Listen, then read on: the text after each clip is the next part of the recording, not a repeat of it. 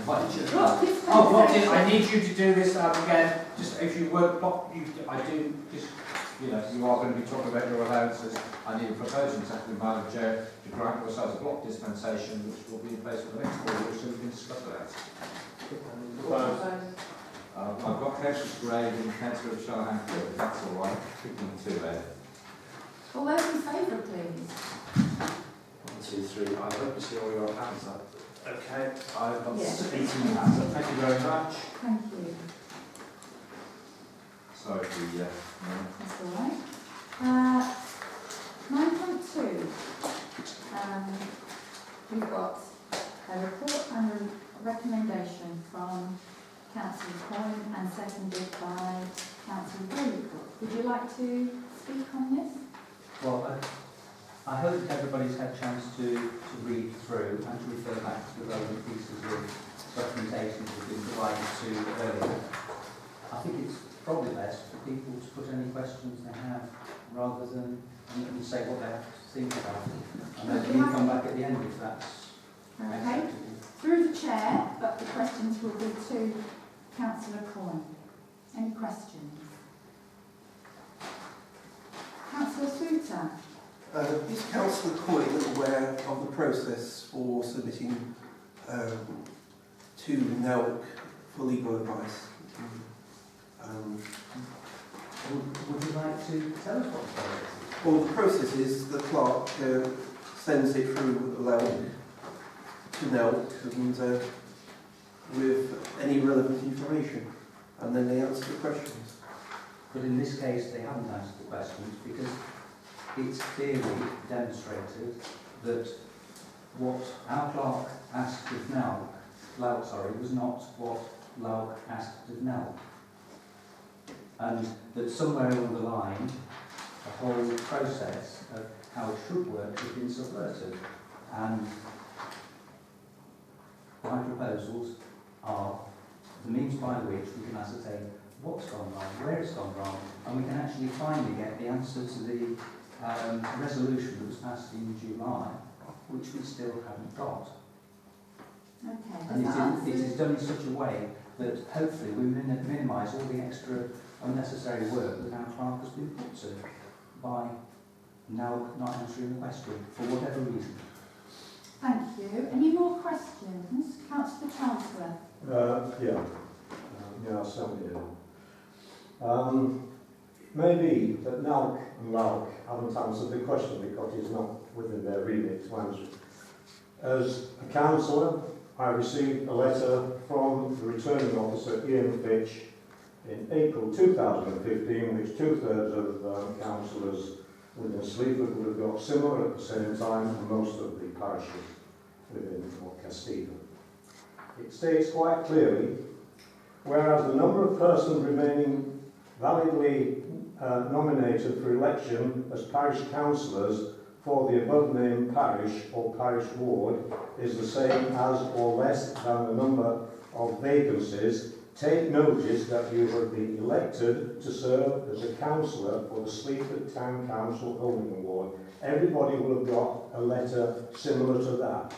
The authority for determining who is a town council or a parish councillor or not lies with the returning officer. It is not within the remit of LAUC or NELC in order to say that that is wrong. The power lies with the returning officer, and we have been barking up the wrong tree. This has nothing to do with whether on allowances or court fees and that, but on that particular item, the authority, which also determines in the same letter as to what processes you've got through in order to get all your submissions in as to papers you've got to sign, but that comes through the Local Government Act 1972, Section 83, notice for person elected as a parish council. That has the full authority of the law behind it. Thank you. Thank you. Can I come back to answer that, please? Yeah, the question was for you. Thank you very much. Just clarifying that I was acting in an appropriate manner on this. The basic thing is that if LAUC asks for a question and they pass it on to NELC and they haven't got, it's not within their remit to answer that question, then I believe anybody would expect that they will get back to us and say, we can't answer that question. I don't think the ordinary man on the Clapham Omnibus would expect them to answer a different question. So, if they're not in a position to give a straightforward answer as to are the three ways by which a councillor can be elected, which is what we believe to be the case, if they're not in a position to answer that, they should tell us.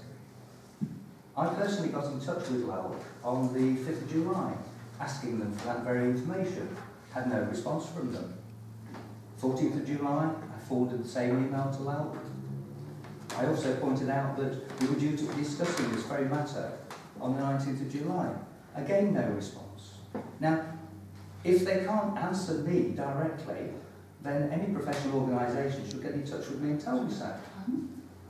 Yes. If I can, Councillor, that, with respect, will not respond to individual councillors. It has to come through myself. I apologise. I appreciate that. Yeah. I've asked them twice for the same information.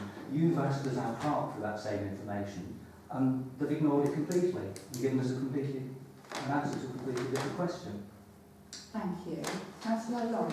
Right, let's get down to the nitty-gritty. I'm an elected councillor. I started 5 years ago as a co-opted councillor. Then nearly 2 years ago I went out to election. At the point I became a co-opted councillor, this came up. I won't name the councillor who's not with us now, but this councillor said to me that my status was inferior to an elected councillor in the sense of going out to the election where people vote, or going out to the election where, you know, there aren't enough candidates, so you're elected anyway. So I took it to North Kesteven District Council, to the monitoring officer, who confirmed that a co-opted councillor has equal status. Yes, it is. So I'm getting extremely, I've heard this for the last 2 meetings. I've got the printed copy of my comments from the 6th of September on councillor allowances and what is an elected councillor. How can you all sit here and have a good relationship with each other when you are saying that co-opted councillors are not of equal status? We are not saying No. We are not saying that, Councillor. Well, that's what it is. No, Are we we are not not entitled to a councillor's allowance? We are not saying that, Councillor. Well, I'm sorry, that's my interpretation. We are following what we hope is the correct legal position, but we all agree it's not fair, but we have to be very careful about what we're doing. But how can you be an elected councillor, whether you're co-opted or elected by election, and yet you are not entitled to a council allowance? We agree. I personally agree that it's Well, not not fair. everybody here does. Well, Yeah. let's not get personal. No, I'm not about it. getting personal. I'm Okay. not naming anybody. We have Councillor Green. As one of the 3 councillors that this actually impacts on, I have been to the monitoring officer. There are 3 ways that you can be elected to be a councillor. And I think everybody's getting bogged down with wording. Yes. There are co-opted councillors who are elected councillors. There are co-opted members, and there are council members. Council members, as I read it, are co-opted or elected. Co-opted members are co-opted from an outside body and therefore not allowed to collect the allowance. That is the clarification that I wish to have. The clarification is not forthcoming either via our council getting that information or via Louth and Knapp. Therefore, I'm sorry, but this has to go further, and therefore the paperwork will go forward for a full judicial review to absolutely stamp this out. Thank you. You're fine. Councillor Sutton, you've already spoken. Further question. Can I say, Chair, that we're in the danger of reopening Yeah. an extended, long, previous conversation? I recall that when we did have that discussion, the first thing that Councillor Coyne said was, we haven't actually had an answer to our question. In my, I have to accept rather long exposition about the legal situation, I did also say that that was, from my perspective, the point. And this is what I believe they're returning to, is the point is, can we actually have an answer to that question which was put to them? Because when I read the advice which was given, I actually felt a bit insulted, because he was actually telling me what I could read anyway in the 2003-2004 regulation. It didn't actually advance it. I respect what Councillor Charles says, but to talk about 1972 legislation, which is the primary one, as I've pointed out several times, has moved on considerably. And you've actually got to look at the representation of the People's Act. And I try to explain this, but I don't want to reopen. It's an incredible period. I respect what you say, but that doesn't actually answer the question, which was posed throughout today. Okay, thank you. We have a proposal. We've had adequate, I hope, we've had adequate chance to ask Councillor, the proposer, and Councillor Clerk. Yes, sorry, Chairperson. It's just to add to what Councillor Brand was saying. I mean, I read through this report and a recommendation on it, and my concern was, no disrespect to the proposer who seconded it, people allow me to put some leeway in wording all that. It did come across as a little bit like it could be a witch hunt within trying to find people within now who didn't come back with the right answer that we want. Is it not just a simple case of asking that question again? I really don't feel it's appropriate to call our already busy, if I may speak on behalf of our clerk, busy clerk with a convoluted set of investigative procedures, when all we want to do is ask the question, which I think is, whichever point it is in the report, final one. And just keep it at that, and then, you know, and not go around the table as if we're all legal experts, which we're not, but hopefully there is a legal expert at LALC and now, and we should rely on their response, but ask them, reiterate the question so that we get that response. Thank you. So we've got a proposer and a seconder. Can we please show... Can I have the resolution wording, please? Yes. But it is the It's sort of 6 written points at the down, minute. 6 points are written down on the report. Here. 9.2. Yeah. And what? I've got my paper here, I've read it. There's six-part recommendation there. The last part. Is that part at the end?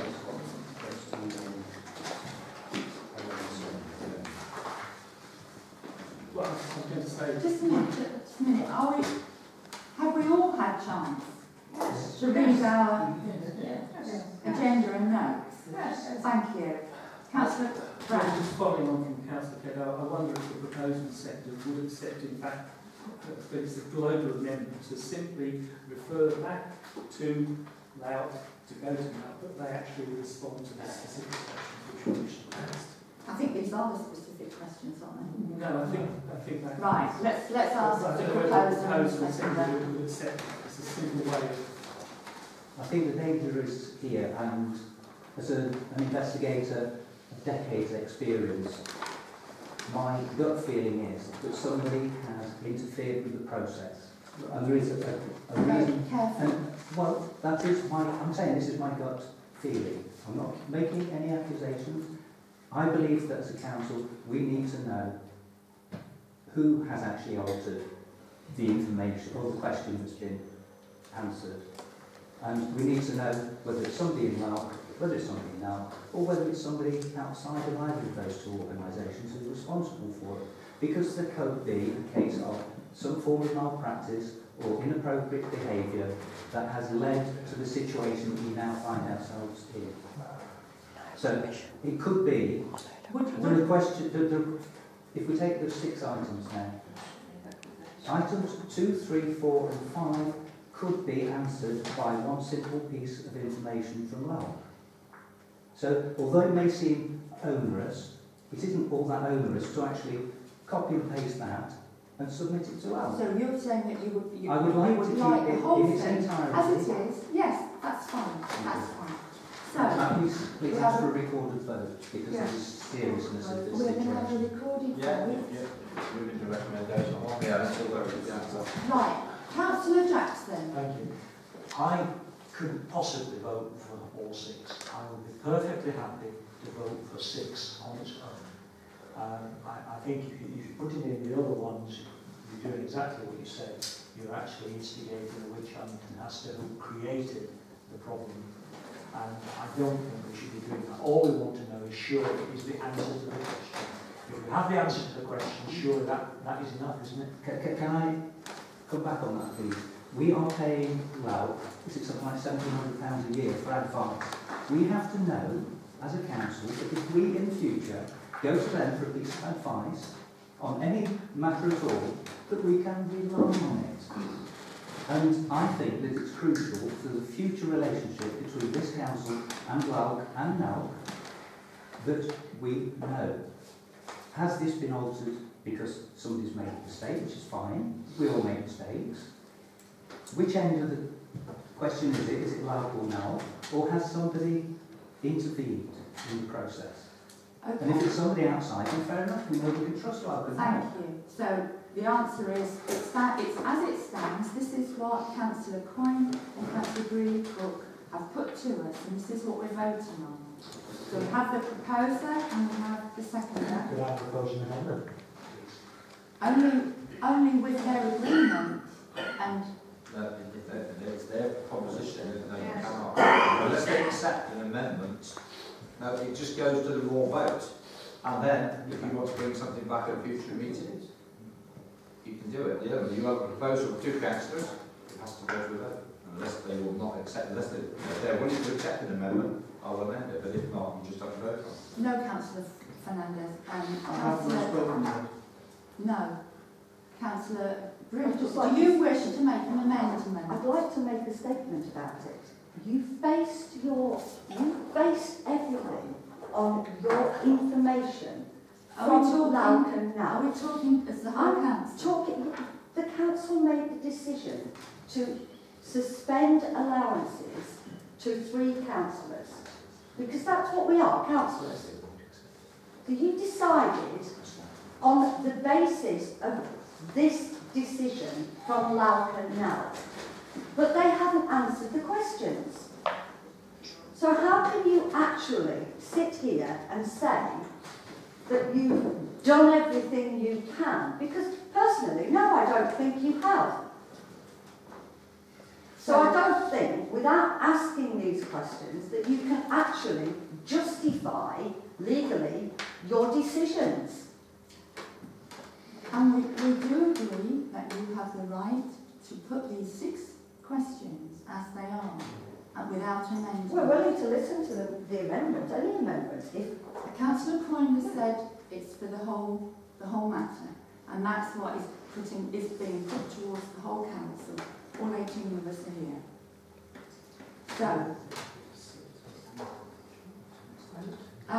the following proposal is put. You've got the wording in front of you there. I don't think it's necessary for you to read it out. All those in favour, please show. You want to record votes on the Bear with me, sorry. Watch my backs. Right, Councillor Richards, Councillor Breeley-Cook, Councillor Coyne. I'm moving up this way. Councillor Callum, Councillor Lorimer, Councillor Brown, Councillor Snooks, Councillor Dale, Councillor Sohan-Cluth, Councillor Graves. Right, let me just double check that for numbers. 1, 2, 3, 4, 5, 6, 7, 8, 9, 10, Madam Chair. Okay, now would you mind calling the word? Against? Please. None. And abstentions. And again, I've got to make sure the numbers work. So abstentions will be Councillor Fernandez, Councillor Souter, Councillor Clegg, Councillor Matheson, Councillor Jackson, Councillor Mrs Allen, Councillor Dolby, Councillor Charlesworth, 1, 2, 3, 4, 5, 6, 7, 8. I have 18 hands, Madam Chair. Thank you. Thank you. So the motion is carried, thank you. This is D. Get on to that later.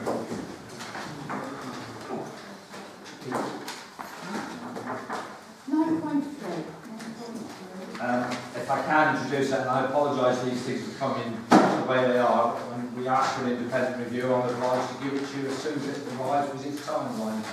The report is self-explanatory. You asked for a review of your allowance scheme. The report is there from the panel, and they're recommending that it can be, don't forget they've recommended it can be, notice the word can be, suggesting there that it can be effectively almost doubled if you so want to vote for it. And I'm, as your officer, suggesting, just making a suggestion there, that you might want to do a staged increase over 2 years, but it is your call. I'm just putting this into the mix. Right, can I have a show who would like to speak on this, please? So, Councillor Brewer, Paul Corn, Councillor. You're right, David. It's a general article.